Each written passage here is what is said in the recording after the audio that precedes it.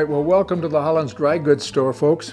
There actually was a Holland's Dry Goods store in Delta, and these counters were actually in the Holland's Dry Goods store there, and were made in Montrose around 1902. And if you look carefully in the middle of each cabinet, there's a little painted maker's name in there. So now notice the National Cash Register made these receipt holders for charges and receipts and stuff like that. It's kind of interesting. So what I want to mention in here is the cape down there, and the ladies called them gorilla capes, and I don't think that sounds very attractive. It's actually Bear from a clothier in Denver, but the women call them gorilla capes.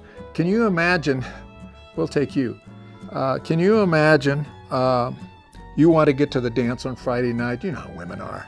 With the makeup, and you're getting impatient, and you say, would you go get your darn gorilla cape on and let's go? It just doesn't sound very attractive at all.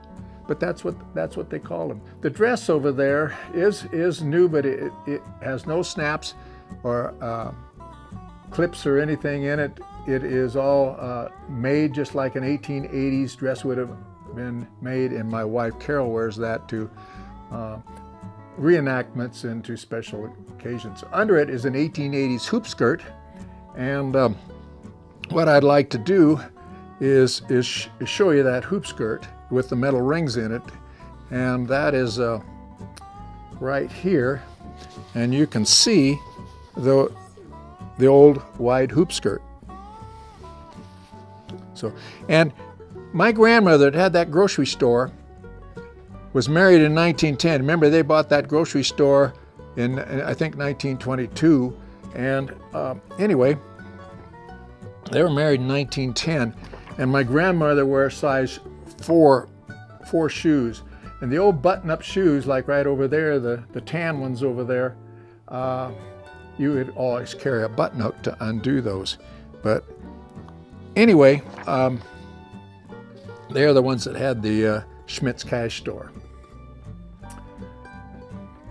Oh, I wanted to point this out over here. These are, in the corner, are all beaver hats, and when beaver hats became out of style, they went to silk and felt hats. And this here is a collapsible opera hat. It flattened like a pancake, and you could stick it under the seat in a special holder. I found that in a collapsed log cabin in Wyoming. Cottonwood had fallen down on the building, and I looked in there, could see a trunk that is partially collapsed, and in it was that hat. So, notice the wig case over here. It says sanitary human hair on the front. It was in my grandfather's store. I mean, it's probably from the 1880s grocery store they purchased in 1922 and put in the basement. And my grandmother took it and put her flower vases in it. And I said, Grandma, I want that for the museum. And I was 10 years old or whatever. And she said, well, find me another case for my vases, which I did. But, I've saved everything. And down here at the bottom are both of my grandmother's cut-off braids. Now, that leads to a question I have for primarily you ladies. You guys can see if you know too, but what do you think was the most significant change in women's overall style and appearance in the 20th century? It's not one thing like a girdle or what have you, but it's when the whole appearance of a woman changed. So many things changed to contribute to that. It was the flapper era in the 1920s. That's the first miniskirt era. That's when women bobbed their hair, and that's when my grandmothers in the 20s cut off these braids, and one of them was wrapped in a 1927 newspaper.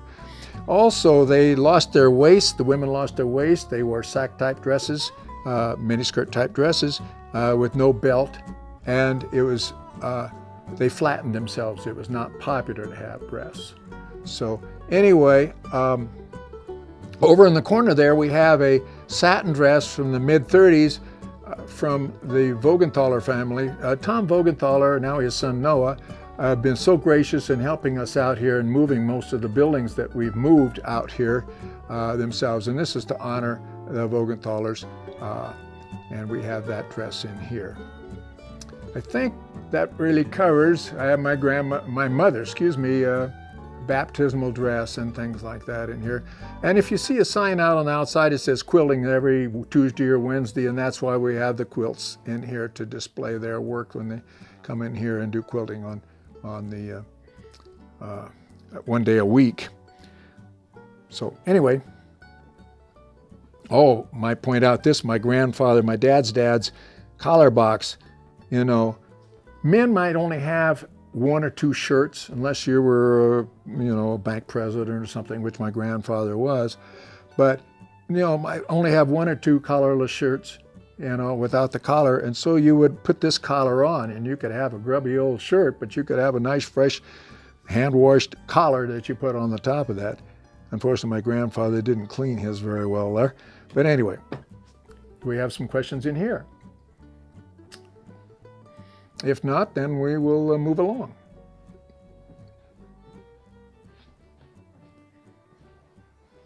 All right, let's go on this way.